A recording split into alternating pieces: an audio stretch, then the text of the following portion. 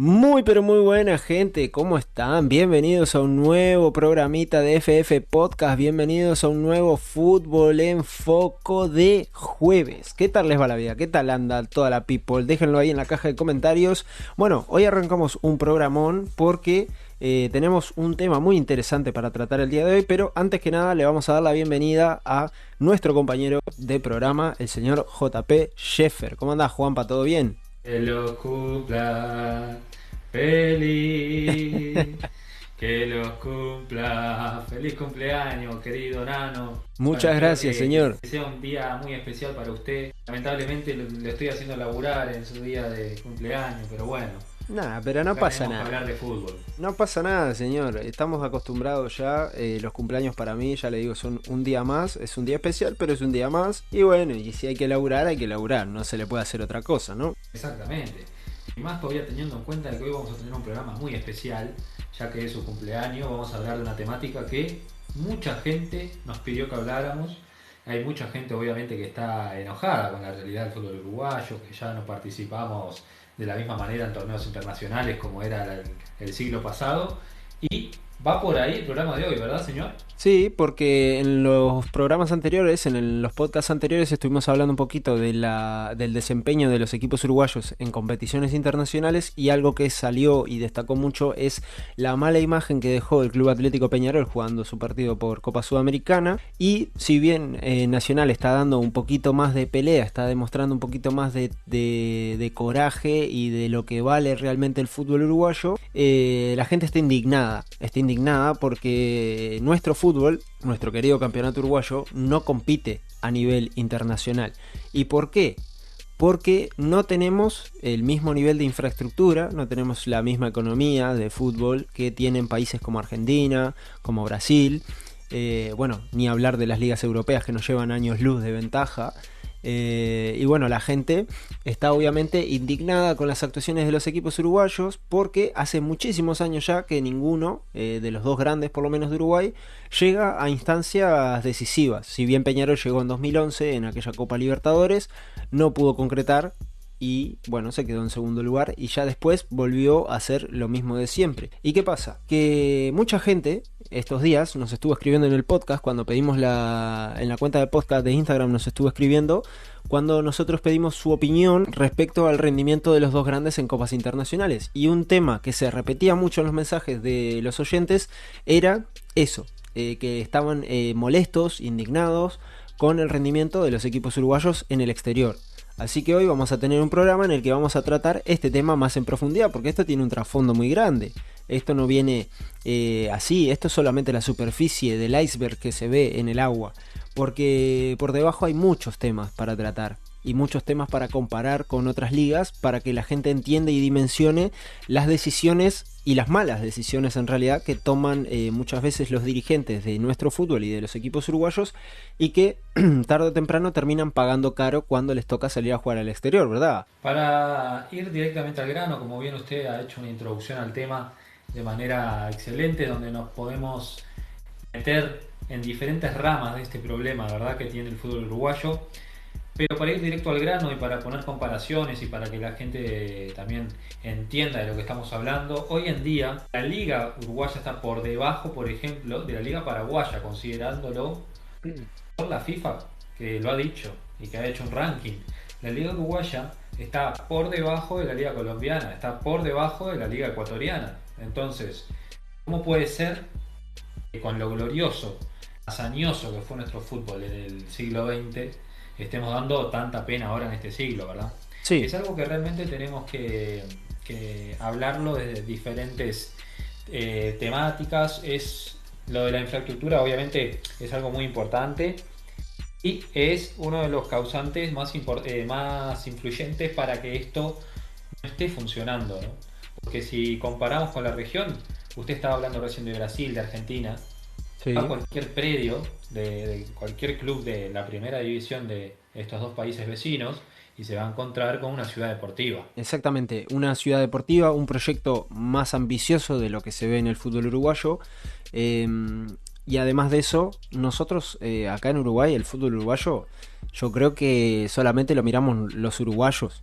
y alguno que otro extranjero que simpatice un poquito por alguno de los grandes puede llegar a mirar el fútbol, porque tampoco es un fútbol muy vistoso, no es un fútbol que tenga grandes cualidades en lo que a juego se refiere, pero si bien Uruguay es un país exportador de jugadores de élite, los jugadores de élite que salen del fútbol uruguayo tampoco se mantienen mucho tiempo en esta liga.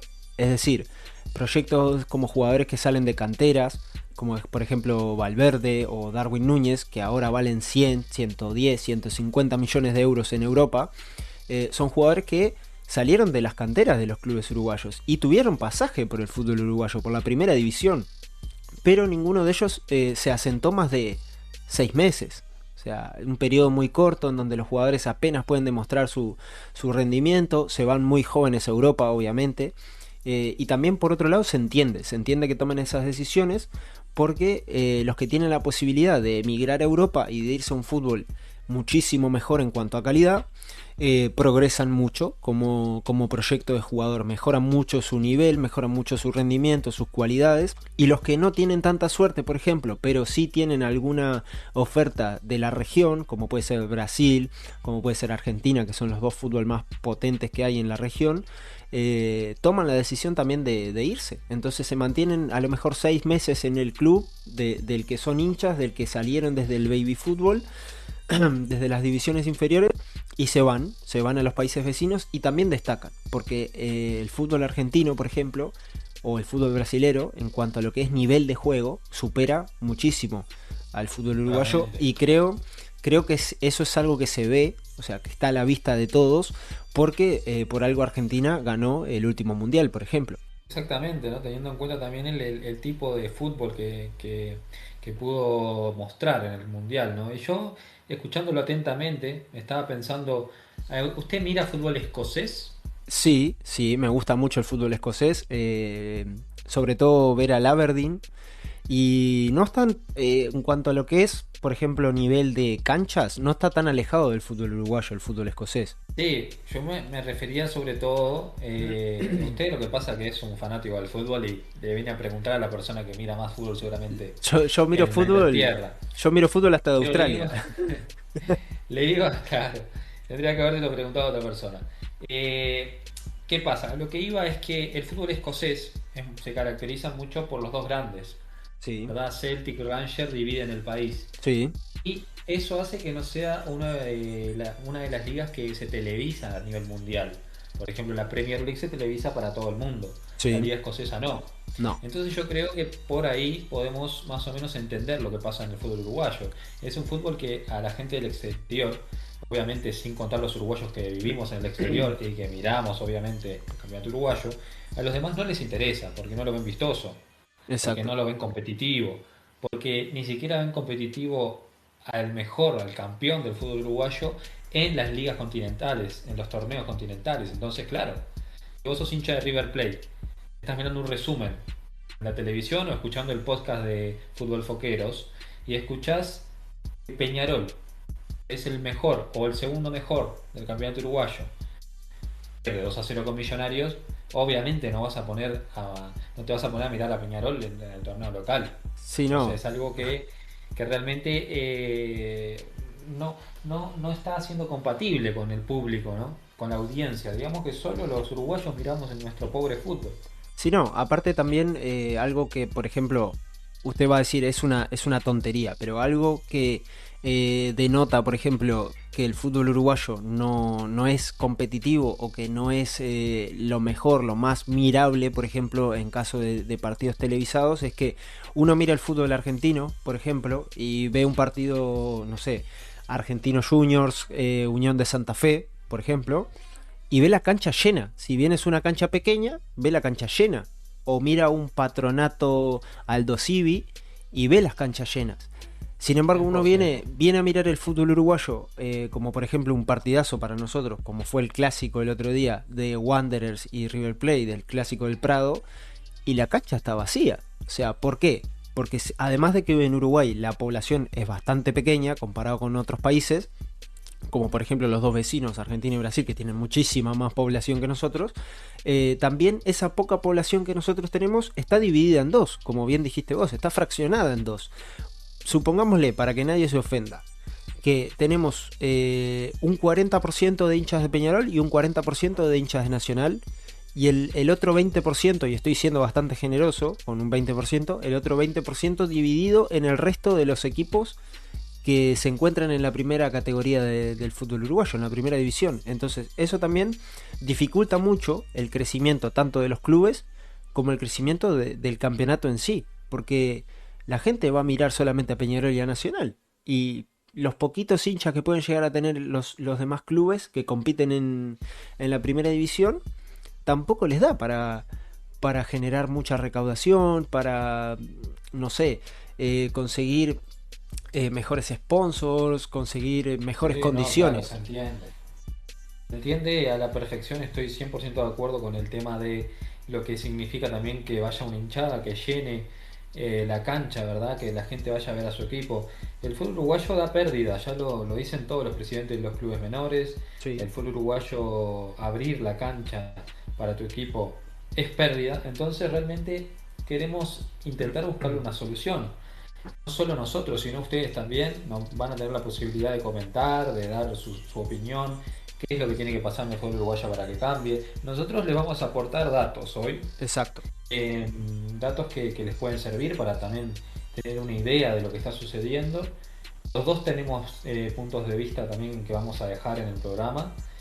Eh, no sé si usted quiere abarcar primero lo que es transferencias dentro del fútbol uruguayo o podemos también ir a lo que ha pasado, o sea, lo que pasó en las últimas veces que salieron campeones los dos grandes, porque eso Bueno, tampoco nos podemos olvidar. exacto, exacto. Bueno, yo creo que podemos hacer como un hilo, ¿no? Un hilo conductor, porque estábamos hablando del tema de hinchas, de que para los equipos uruguayos abrir la cancha para jugar un partido es dar pérdida. Y tenemos un ejemplo muy claro de esto que vos estabas diciendo, Juanpa, porque el fin de semana pasado se enfrentó Plaza Colonia con Peñarol, y Plaza Colonia, en vez de jugar en su estadio, decidió llevar su localía al Estadio Centenario, porque sabiendo que jugaba contra Peñarol, que es un grande, sabía que iba a tener más recaudación si llevaba a la hinchada de Peñarol al Estadio Centenario que si la llevaba a Colonia, por ejemplo, que iba a tener menos entradas disponibles para venderle. Y así también eso mismo se puede conectar al tema de las transferencias, de lo que estábamos hablando, de que los jugadores a veces se mantienen en un periodo de no más de 6 meses, 7 meses, 8. A lo mejor con mucha fuerza, si un club hace mucha fuerza para retenerlo, porque también los clubes, al no tener los fondos necesarios para retener a los jugadores, obviamente que si viene un club más grande, por ejemplo de Brasil o de Argentina o de Europa incluso, se lo va a llevar, va a pagar su cláusula y se lo va a llevar, y el jugador obviamente que va a tener toda la voluntad de irse, como por ejemplo fue el caso bastante reciente de Nacho La Quintana, que se fue de Peñarol a Red Bull Bragantino, en Brasil. Exactamente. Y en realidad el club brasilero tampoco es que pagó una cantidad exorbitante por la Quintana. O sea, fue un pase bastante normal dentro de lo que cabe en el fútbol uruguayo y en el fútbol de la región. Lamentablemente la Quintana se lesionó el otro día, pero obviando ese tema en realidad, que le mandamos mucha fuerza y pronta recuperación obviamente a Nacho La Quintana si llega a escuchar FF Podcast. Bueno, él se fue a jugar al fútbol brasilero y Peñarol perdió un jugador clave, un jugador que era desnivelante, un jugador que le aportaba mucho al equipo y no supo suplir todavía esa posición. Y eso también, quieras o no, le afecta al rendimiento de Peñarol en Copa Sudamericana, que terminó perdiendo su partido con Millonarios. ¿Y hace cuánto los grandes no ganan en algo internacional? Hace muchísimo. Exactamente, hace muchísimo, porque usted bien dijo, la última vez que llegó Peñarol fue en el 2011. Tenemos que también quizás abarcar un poco lo que es tácticamente la manera en la que jugó Peñarol, que es incomparable a lo que jugaba cuando salía campeón en el siglo XX, obviamente, porque jugó de una manera mucho más, ¿cómo podemos llamarla? Rudimentaria, defensiva, ¿no? Sin proponer mucho. Sin embargo, logró también con suerte llegar a la final. Y Sí, Nacional que llegó a la semifinal, si usted lo bien recuerda, del 2009 contra Estudiantes de La Plata, sí, lo recuerdo. que estuvo muy cerca, hubo una macana de Coates defensivamente que lamentablemente terminó en gol del equipo de La Plata y se le corta la posibilidad nacional. Sí, Pero yo le voy a dar un dato que creo que le va a gustar. El Club Atlético Peñarol fue campeón de la Copa Libertadores en el año 1987 sí, y ese plantel eran conocidos como los Carasucias. sí, ¿Por qué? Porque eran todos botijas, eran todos jóvenes, un promedio de edad de 23 años, sí, muy bajo promedio. ¿Y qué pasó? Lo que sucedió es que se juntó una generación de jugadores jóvenes, que es lo que estábamos hablando y a lo que estábamos yendo con la conversación, ¿verdad? exactamente, Eso es importantísimo.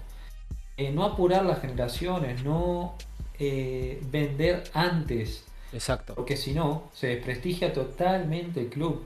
Totalmente el club. Entonces, claro, cuando Peñarol gana esa Copa Libertadores, lo juegan jugadores que realmente estaban en una edad donde físicamente podían marcar la diferencia, estaban totalmente en plenitud física. No tenías jugadores de 35, 36 años, ¿no? Que eso es un Exacto. tema que realmente parece pan de cada día en el fútbol uruguayo. Como que Sí, siempre tendríamos que tener un jugador de esa edad. sí, un fútbol uruguayo que en los últimos años, en los periodos de pases, en los mercados, apuestan a traer jugadores prácticamente retirados o en vías de retirarse. Si bien hemos tenido casos de jugadores que llegan con una edad bastante alta al fútbol uruguayo, que ya están para retirarse en realidad, han dado espectáculo, han dado juego, como fue por ejemplo el caso de Diego Forlán en los últimos años cuando vino a jugar a Peñarol. Fue un jugador que destacó para el nivel que había en el fútbol uruguayo. Un tipo que estamos hablando que tiene 36, 37 años. Exactamente, exactamente. Ahí está a lo que tenemos que apuntar, ¿verdad? Yo le voy a decir ahora la edad de los jugadores que vendió Peñarol, Sí, con qué edad se fueron a Europa. sí. Escuche esto. A ver. El señor Darwin Núñez Sí, se fue con 20 años a la Almería por 15 millones de dólares. Con 20 años, ¿eh? sí, El Canario Álvarez, segunda venta más importante, se fue al Sassuolo por sí, 12 millones con 21 años. Brian Rodríguez se fue a Los Ángeles Fútbol Club con 19 años por 10 millones.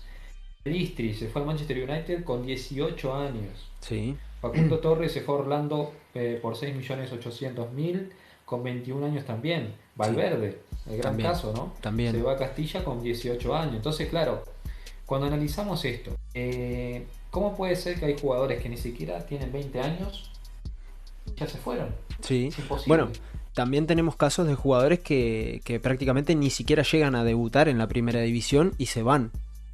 Como por ejemplo fue el caso de Kevin Méndez hace unos años. El caso de Kevin Méndez, ¿sí? Correcto. Que recién ahora Correcto. está teniendo su periodo por el primer plantel de Peñarol. Porque él, si no recuerdo mal, se fue siendo juvenil. Se va siendo un juvenil, no había tenido muchos minutos en la primera de Peñarol. Le- no le dieron tampoco la confianza que necesitaba Sí, en su momento, porque obviamente todos los jugadores jóvenes necesitan su confianza, ¿verdad? Para exacto. afianzarse en lo que es la primera división. Y se tuvo que ir. Es Sí. algo que realmente, es algo que creo que tendría que cambiar en el fútbol uruguayo. Fíjese usted, mire, Mm, el señor Nate Hernández se fue a Boca por 2,5 millones con 21 años. también. ¿Usted se acuerda de lo que jugaba Nate Hernández? Sí, me acuerdo, me acuerdo. Sí, fue uno de los mejores jugadores juveniles de ese campeonato. Exactamente, y en Peñarol llegó a ser capitán. Sí, Entonces, si vos dejás a esa persona, a ese profesional, 2, 3 años más, y dejás que se junte con la nueva generación que está subiendo, porque hubiese llegado a jugar con Darwin, sí, hubiese llegado a jugar con Facundo Torres en un momento más afianzado en primera, sí. entonces, claro, hubiese sido totalmente diferente. Sí, bueno, y en el caso de la vereda de enfrente, por ejemplo, en el Club Nacional de Fútbol pasa algo bastante similar. Por ejemplo, traer jugadores grandes que están a punto de retirarse, como fue el caso Suárez, que vino y la rompió en el fútbol uruguayo porque él todavía mantiene muy buen nivel, la está rompiendo ahora en Brasil también. Fue un caso muy similar a lo que pasó, muy comparable aparte con lo que pasó con Diego Forlán. Y en cuanto a lo que es... Señor, y le hago una preguntita. Sí, Escúcheme una cosa, a ver qué opina usted. sí, Vino Suárez y la rompió en el campeonato uruguayo. sí, Pero usted se dio cuenta lo que pasó con Nacional en la Copa Sudamericana, que pasó vergüenza, terminó eliminado con Exactamente, Goianiense. sí, exactamente. Bueno, pasó lo Es mismo. increíble. Pasó lo mismo que está pasando actualmente con Peñarol. O sea, es algo que se repite. Los grandes en realidad compiten entre ellos por ver quién juega mejor una temporada y quién juega peor otra. Porque cuando a Peñarol le va bien, a Nacional le va mal. Y cuando a Nacional le va bien, a Peñarol le va mal. Exactamente, yo creo que es la mediocridad, ¿no? La Sí, mediocridad del fútbol uruguayo. sí. Bueno, y en el caso de los jugadores juveniles, por ejemplo, de Nacional, hace algunos años atrás, no sé si usted se acuerda, el caso del Diente López, Crack. que también se fue muy joven. Sí, sí, un crack realmente. Nacional tuvo... Es verdad que Nacional ahora, en este momento, no tiene una cadena de ventas tan importante como Peñarol, aunque No, supo en sí, su momento sí tener muchas ventas en la época de Nicolás Lodeiro, Mauricio Pereira, sí. eh, Alexis Rolín, la venta de Nicolás López, como usted dijo, después también.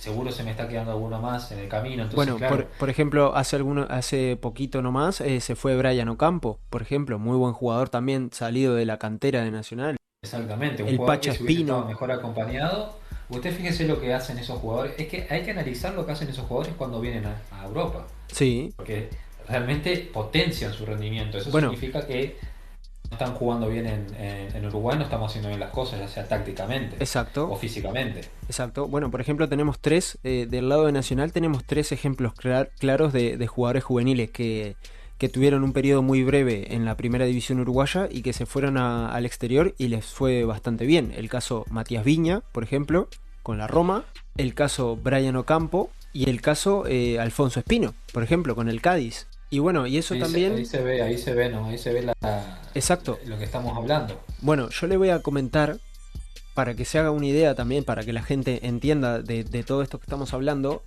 cuál es el valor, por ejemplo, de la mejor liga del mundo actualmente, que es la Premier League, la liga más competitiva que hay, y cuál es el valor que tiene el campeonato de primera división del fútbol uruguayo, para que entiendan un poco también el margen de números de los que estamos hablando. En la Premier League compiten 20 equipos, tienen 535 jugadores, de los cuales 367 son extranjeros. O sea, estamos hablando de una liga que tiene un 68% de jugadores del extranjero y no ingleses. Y tiene un valor de mercado de 19,48 millones de euros.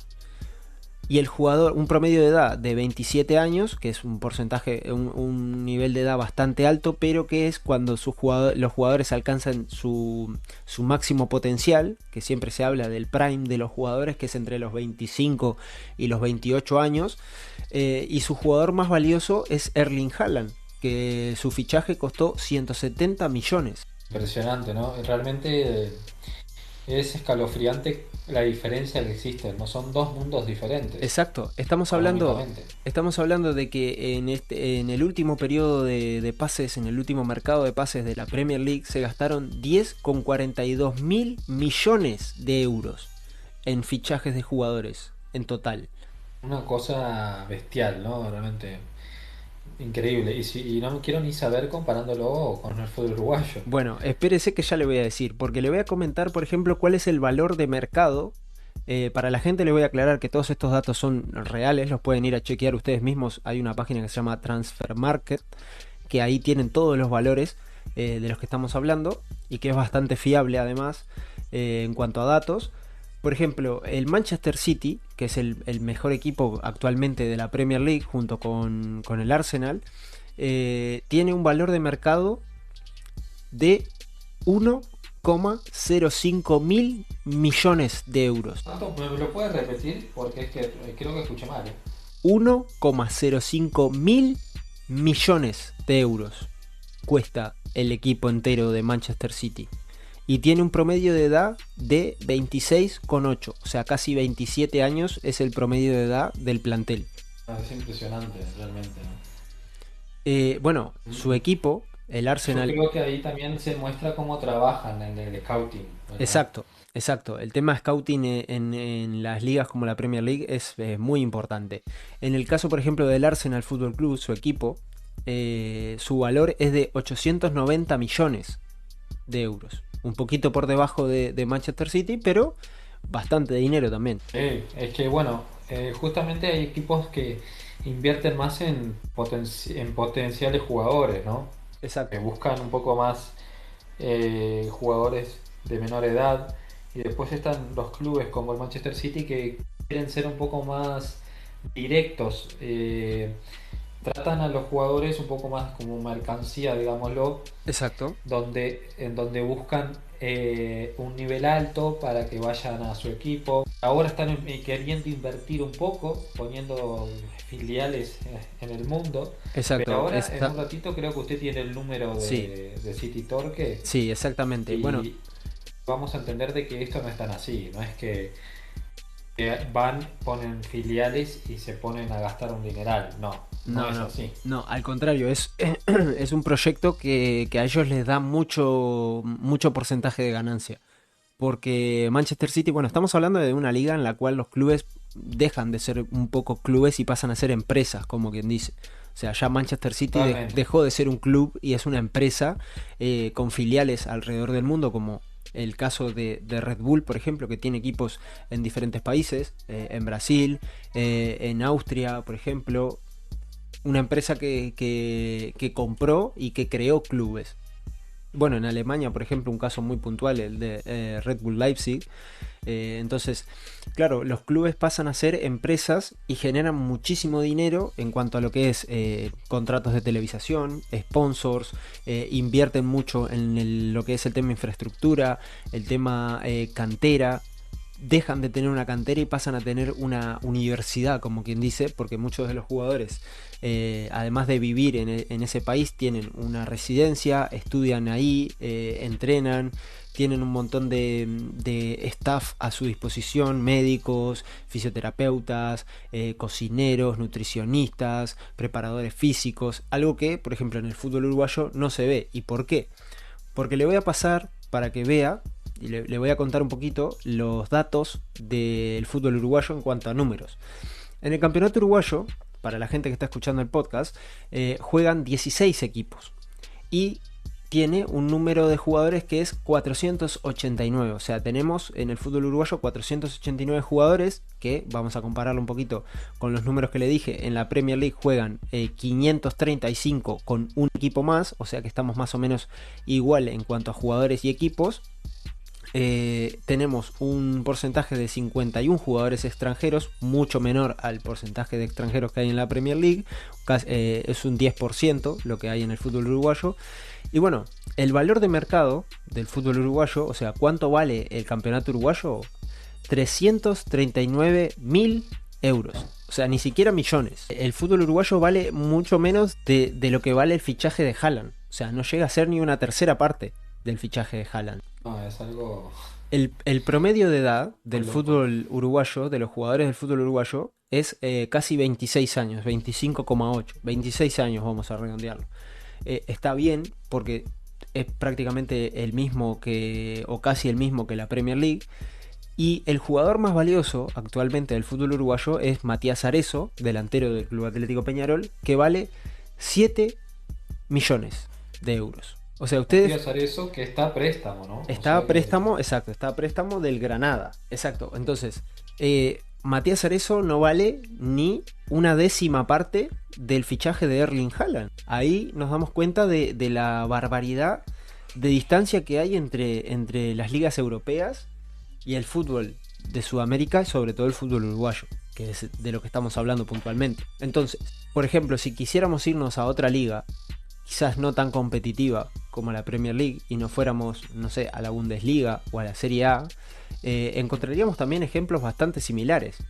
En el caso de la Serie A italiana, querido JP, tenemos 20 equipos. 20 equipos. 20 equipos.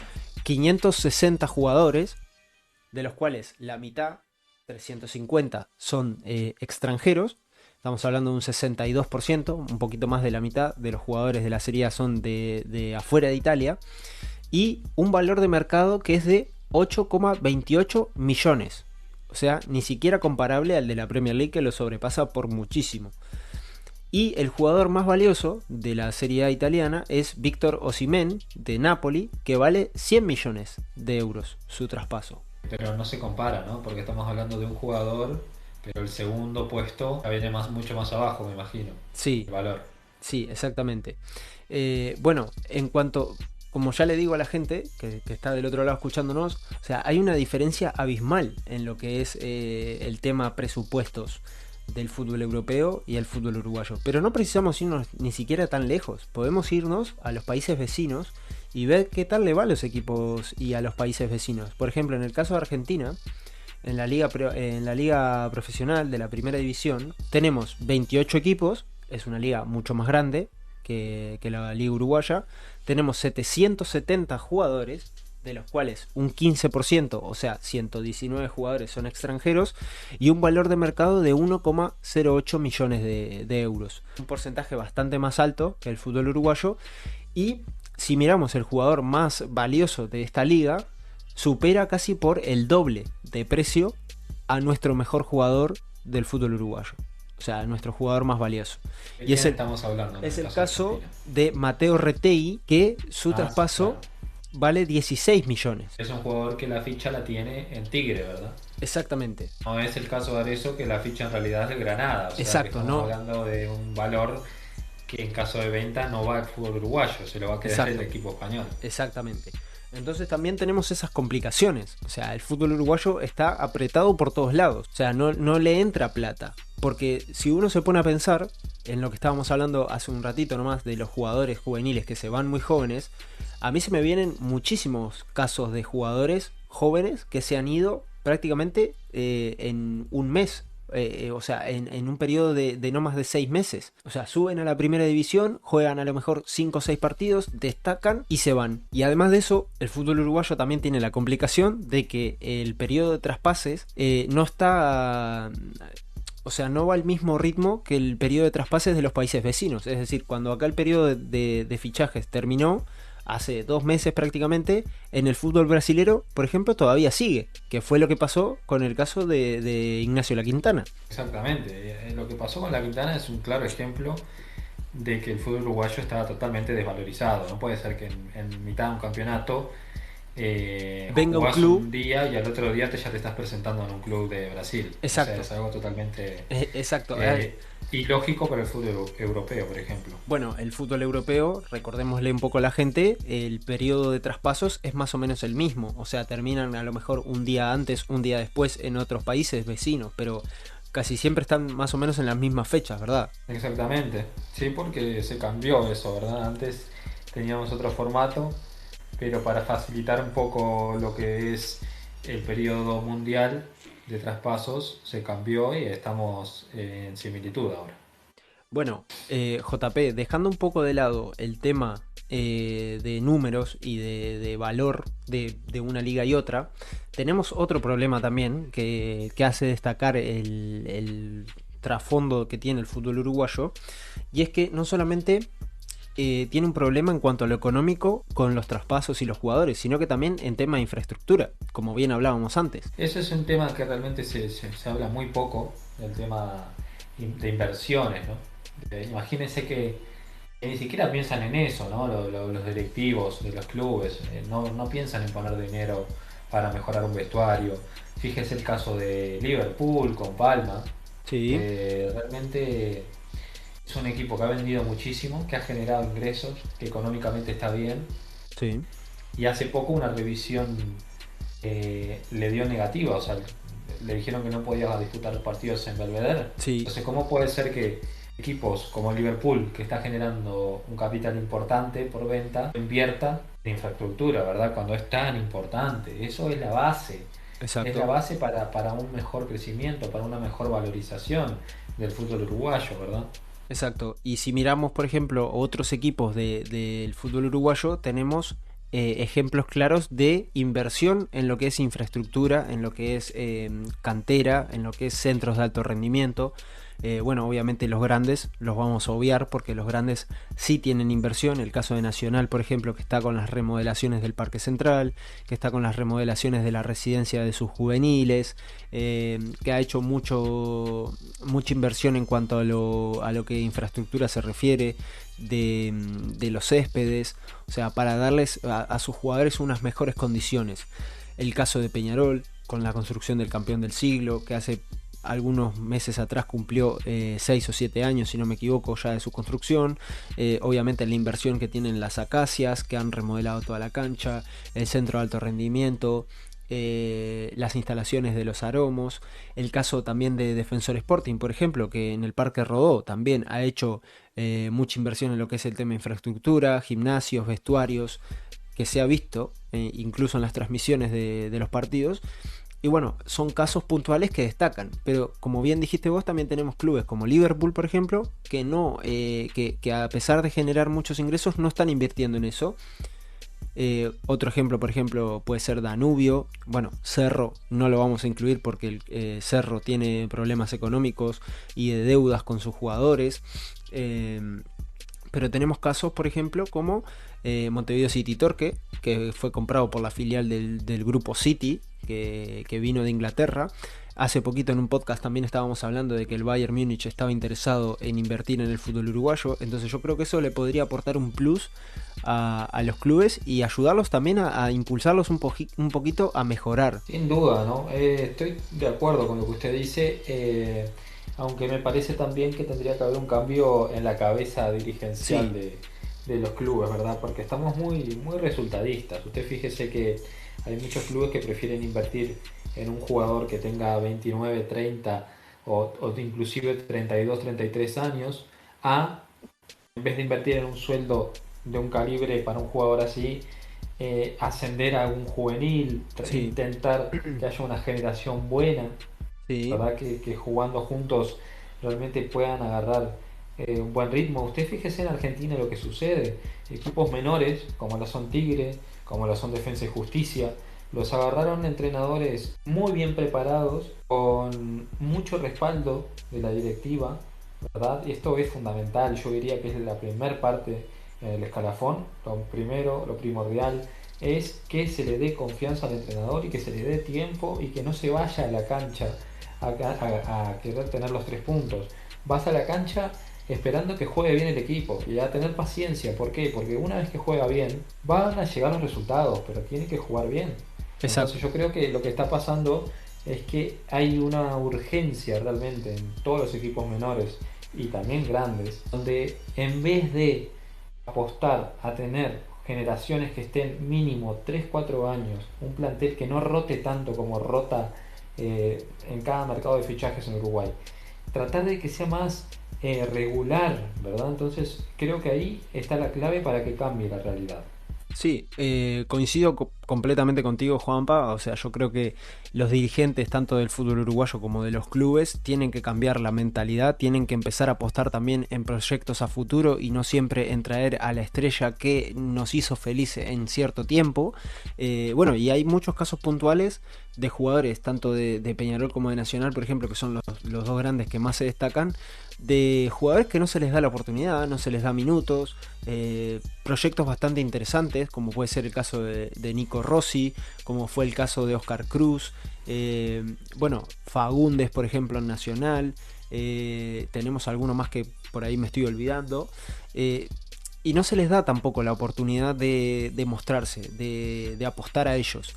Siempre se apuesta a este jugador semi retirado que viene desde tal país porque ya no tiene oportunidades, porque ya no tiene tantos minutos y viene a recalar a nuestro fútbol que no es tan vistoso, que no es tan distinguido y obviamente que acá muchos hacen magia y también a los hinchas eso le gusta, pero hay que también cambiar un poquito el chip y decir, muchachos, vamos a invertir en estos proyectos de jugadores a los que les podemos sacar mucho rédito después, porque si nosotros los hacemos explotar y los llevamos a su mejor versión, antes de que venga otro club de afuera y nos lo quite, podemos también subirle su valor en el mercado y esa plata va a quedar en las arcas de los clubes.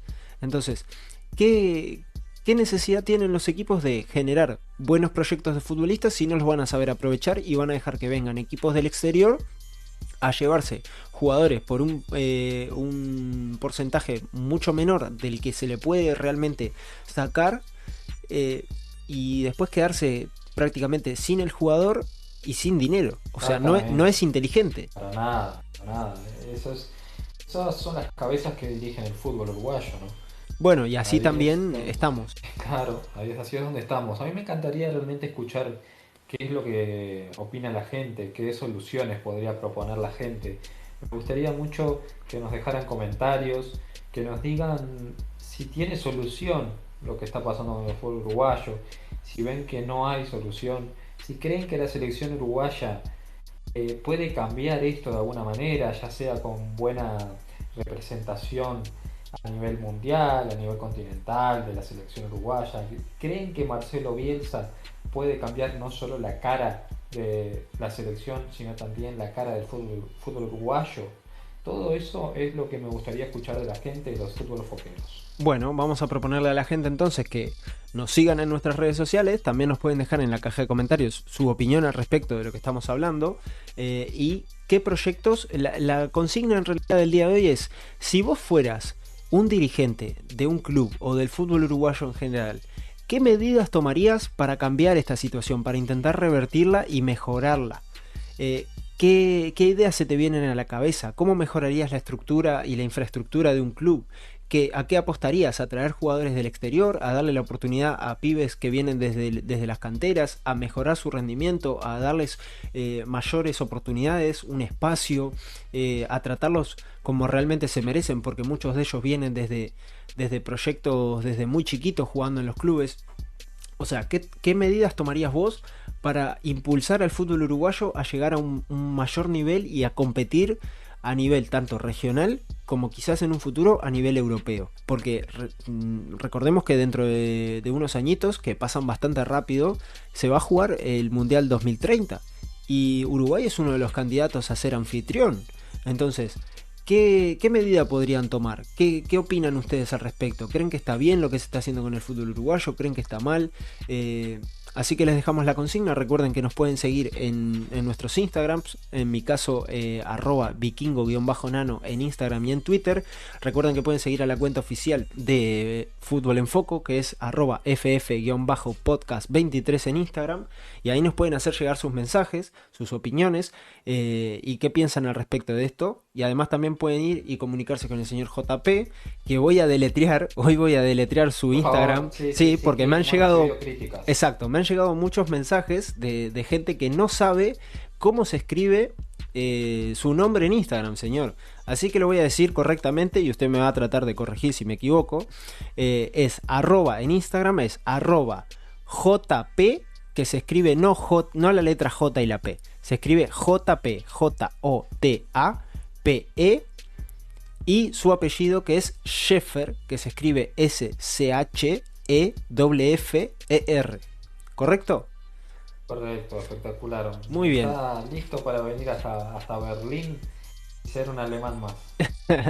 Bueno, en un futuro quizás andemos por tierras teutonas. Bueno, y en Twitter, su Twitter es igual, exactamente igual, lo único que al final le agregan 14 y listo. Y se puede comunicar con el señor JP. Exactamente, ahí en nuestras redes sociales, como muy bien nuestro compañero les ha vuelto a aclarar, como hacemos cada programa, para que ustedes no tengan miedo. Miren que no mordemos. Queremos escucharlos, queremos saber qué es lo que opinan. Exacto.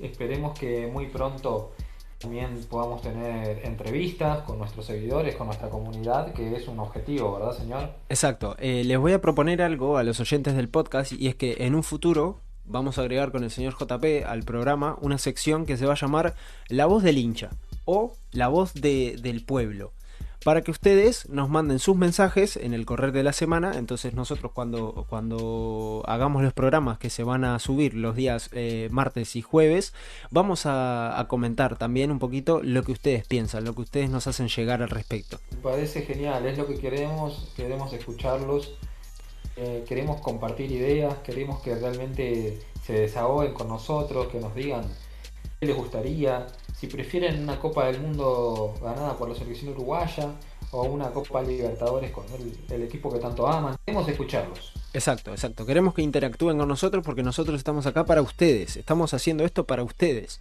Entonces, queremos que nos hagan llegar, obviamente, sus pensamientos y sus opiniones. Bueno, JP, ¿tenemos algo más que quieras hablar respecto a esto? ¿O podemos ir cerrando el tema y hacemos un poquito algo distendido? Porque se nos está quedando muy serio el programa y no quiero que la gente se duerma tampoco, ¿no? No, no, esto no es para hacer una siestita, ¿eh? Esto es para pasarla bien, para que se te pase rápido el tiempo. Así que si quiere vamos con algunas curiosidades que han Bueno, ocurrido. bueno, usted que anda por allá, ¿qué curiosidad tiene para comentarme el día de hoy? Les voy a contar una curiosidad increíble que sucedió en Londres. A ver, El equipo Tottenham Hotspur, sí, usted recuerda que recibió una goleada el fin de sí, semana pasado. sí, frente a Newcastle. Exactamente. Esta goleada, por una diferencia de 6 goles, Bueno, eh, realmente hizo que se enojara mucho el público, los hinchas de los Spurs sí. en el norte de Londres. Realmente se armó un quilombo tremendo. Y los jugadores, escuche bien, A ver, lo estoy escuchando muy atentamente. Usted dígame. le van a pagar la entrada a todos los hinchas que presenciaron el partido. De su bolsillo, ¿eh? O sea, usted me está diciendo que los jugadores que se comieron la goleada de 6 goles contra Newcastle, como los hinchas se enojaron y ellos consideran que hicieron pasar vergüenza a los hinchas, le van a pagar desde su bolsillo. De su bolsillo le van a pagar. Obviamente son chirolas, ¿no? Para lo que ganan esos monstruos. Sí, bueno, ¿tiene cifra Pero de me más o parece un menos? lindo ejemplo ese Sí, de devolver realmente, porque claro, la gente quiere ir a ver un buen espectáculo y se llevaron una paliza histórica. sí, bueno, podríamos planteárselo a los jugadores de Peñarol. ¿Usted qué piensa? Y están con déficit desde hace Bueno, años. JP, te mato si te pregunto en realidad si tenés por ahí el dato de cuánto puede ser que reciba cada hincha en cuanto a cifras. Y aproximadamente unas 30 libras 30 libras, bueno, esterlinas. bueno, es la entrada, básicamente. Y estamos hablando, si lo convertimos, casi 2.000 pesos uruguayos. Un poquito caras las entradas de la Premier League, ¿no? Sí, realmente se manejan precios muy caros porque son muy pocas las localidades que quedan sin vender tras los abonados, ¿verdad? Porque aquí Sí, se trabaja mucho con el tema de los abonados. sí, bueno, en Inglaterra prácticamente todos los partidos son a estadio lleno y entonces por ahí se entiende, por ahí se entiende.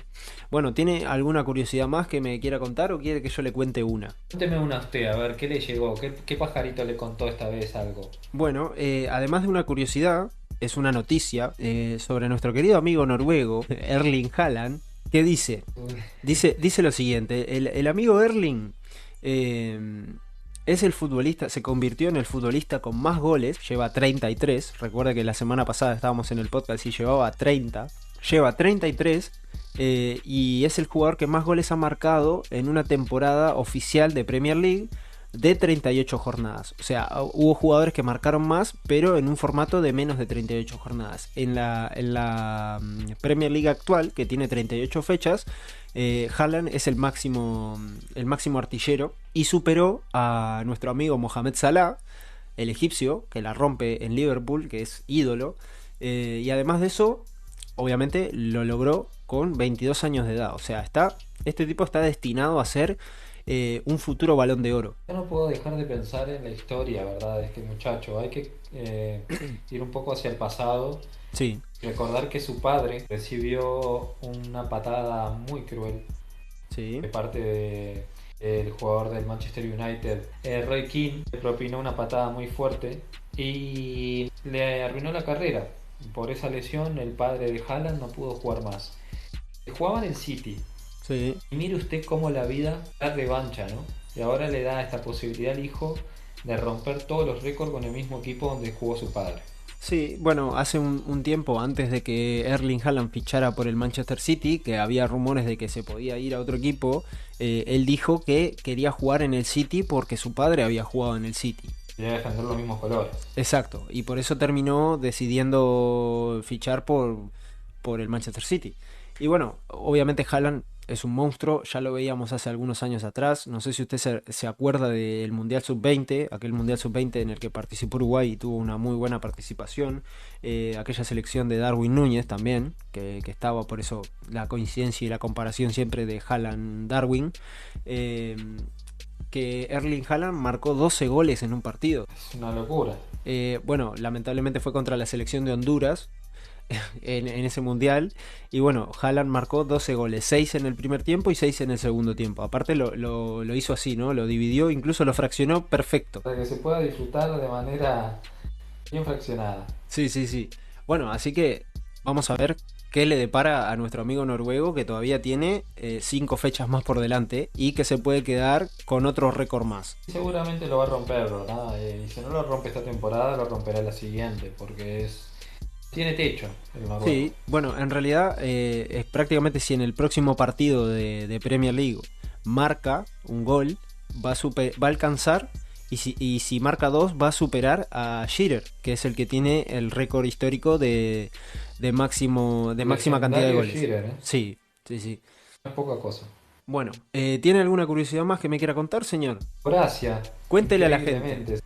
Bueno, sucedió algo realmente loco en Asia. Un puñado de hinchas tricolores que estaban en Vietnam, mirando el partido que sucedió entre Wanderers y el tricolor. Sí, Un gol en la hora, muy festejado por el muy, conjunto de la blanqueada. muy lindo gol, de jugada preparada, de tiro Muy, libre. realmente cada vez que veo esas jugadas preparadas, tanto esta como la de el otro día contra Independiente de Medellín, Sí, no puedo dejar de pensar en lo que hizo Nicolás de la Cruz contra Ghana en la última pelota del partido, que decidió darle al arco, donde quizás pasarla hubiese sido mejor idea. Pero bueno, no nos vamos a meter en sí, eso.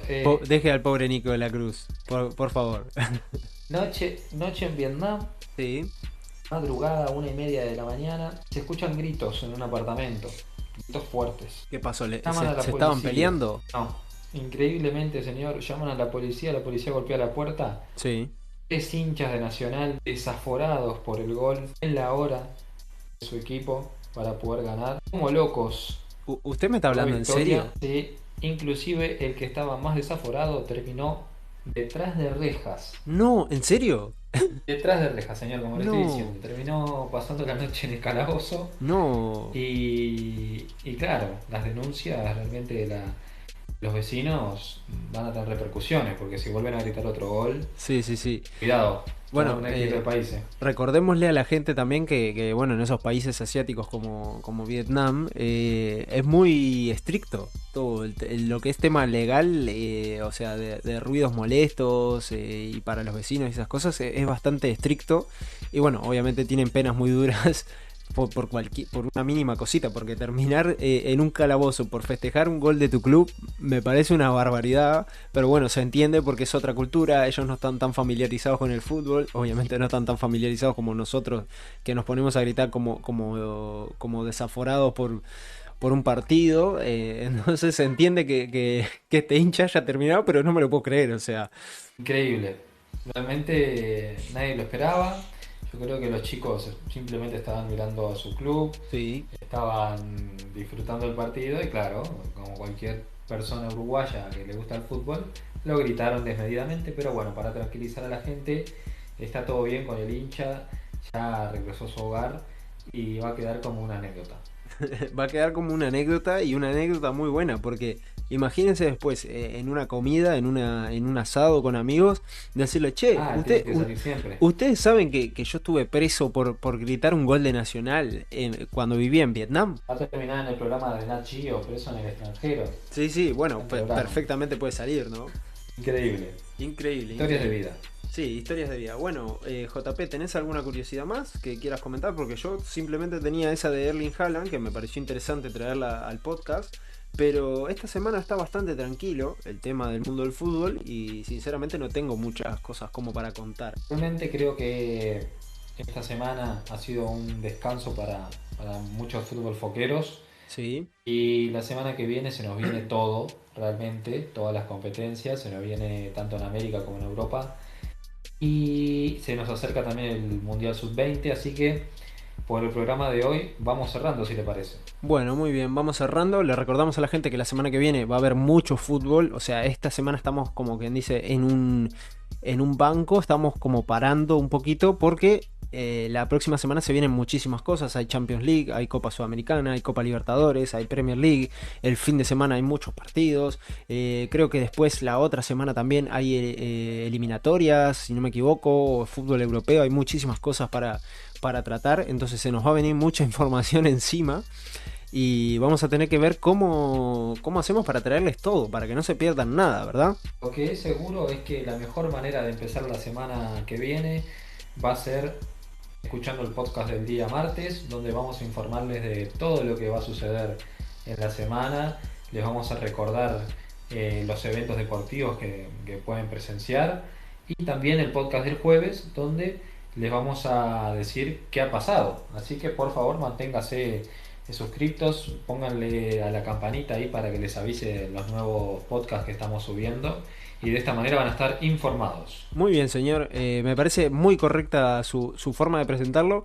Y bueno, por acá le vamos a decir a la gente que vamos a ir cerrando el podcast de hoy, vamos a ir cerrando el programa especial. Soplar las velas ahora. Sí, vamos a soplar las velitas de la torta porque 27 años llegaron y bueno, nos vamos a ir despidiendo. Recordándoles que se pueden suscribir a nuestro canal de YouTube, pueden dejarnos los comentarios en la caja de comentarios. Recuerden la consigna que les comentamos antes. Pueden seguirnos en nuestras redes sociales. La cuenta oficial del podcast en Instagram es @ff_podcast23. Ahí nos pueden seguir, pueden dejarnos sus mensajes, pueden hacer llegarnos sus opiniones. En el caso de quien les está hablando, me pueden seguir en Instagram y en Twitter con arroba vikingo_nano. Siempre me confundo, no sé por qué. Lo digo 1000 veces y las 1000 veces me confundo. Y en el caso de Juanpa, pueden seguirlo también en Instagram y en Twitter como arroba jpsheffer. Todo con letras, no JP, sino JOTA. Así que ya se los vuelvo a repetir por si hay algún despistado que no se dio cuenta. Lo pueden seguir como arroba jpsheffer en Instagram y arroba jpsheffer14 en Twitter. Exactamente, muy bien. Quiero despedirme de toda la gente, desearle a usted también un muy feliz cumpleaños, desearle un gran fin de semana, buen término de semana. Recuerden que se nos viene una semanita muy cargada, así que esta sirvió como para recargar las pilas, para hablar de un tema que realmente nos tiene preocupados a todos los uruguayos. Así que por favor dejen su comentario y bueno, nos vamos despidiendo. Nos vamos despidiendo, señor. Muchas gracias por sus mensajes, muchas gracias por su mensaje de cumpleaños. Y nos vamos despidiendo por el programa del día de hoy. Nosotros nos reencontramos el día martes para repasar todo lo que deja el fin de semana y todo lo que se viene en la próxima semana de fútbol. Y además también nos reencontramos nuevamente después el día jueves, donde vamos a hacer un repaso de lo que dejó la semana de fútbol y contarles un poquito lo que se viene el próximo fin de semana. Y bueno, vamos a tratar de traerles todo el mejor contenido posible. Así que nada, por acá nos vamos despidiendo. Fue un placer, muchas gracias por el espacio, muchas gracias por estar desde el otro lado. Juanpa, te mando un abrazo enorme hasta allá, hasta España. Y nosotros nos vemos. Grande. Gracias, señor. Nosotros nos vemos en el próximo FF Podcast. Nos vemos, fútbol foqueros. Chau, chau.